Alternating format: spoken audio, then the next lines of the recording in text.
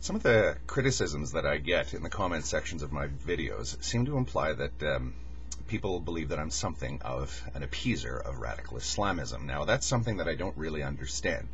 And it kind of leads me to conclude that the people that use that term, that bandy it around, don't really understand the term appeasement itself.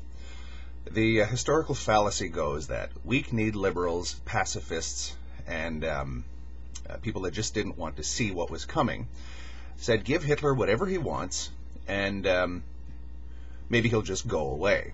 Now, unfortunately, that is a very inaccurate description of the appeasers of the 1930s.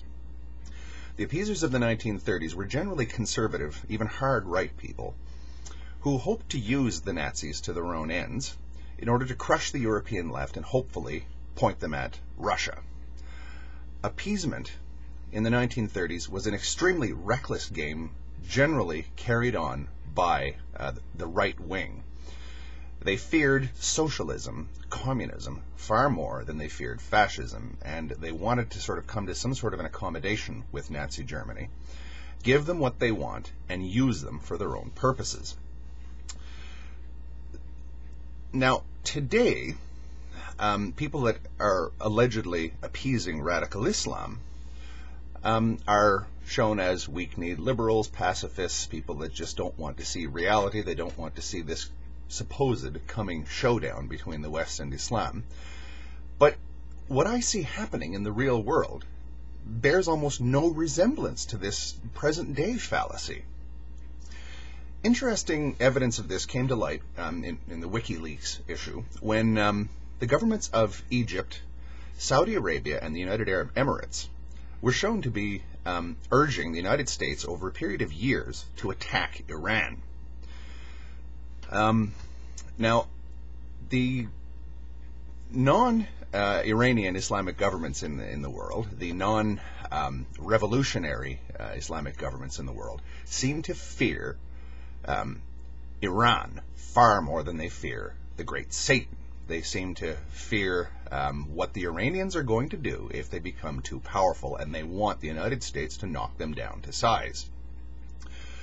Therefore, it is untrue, if you ask me, that it's just there's some sort of Islamic monolith out there and that there's no such thing as a moderate Muslim. There does seem to be a large constituency, even in places like Saudi Arabia, to prevent the spread of Iranian-style revolutionary Islamism. Now, the right wing in this country, if you ask me, or in the West in general, is actually willing to crawl into bed with these people. When the right wing says that they're going to attack Iran, or that they want to attack Iran, or when the right wing engineered the invasion of Iraq, they were actually siding with reactionary elements within the Islamic world. A great number of Islamic countries wanted Saddam Hussein overthrown and hopefully killed to make a great example of him, because they feared what Baathism was going to become if it wasn't checked. They now feel the same way about Iran. So when you get people like Geert and his ilk, Pat Condell on the internet, saying that there's no such thing as moderate Islam, that there's no such thing as non-radical Islam, the evidence is overwhelming that what he's saying is actually false, and if anything, people like Geert Wilders are actually creating more Islamic revolutionaries, Islamic radicals, than they're actually opposing. When you tell the 1.5 billion Muslims that you're all really just a bunch of radicals, you're all really supporting the mullahs of Saudi Arabia, the ayatollahs, then you're saying that we don't even want to help you resist these people. We don't want to try and support the moderate or conservative elements in your society.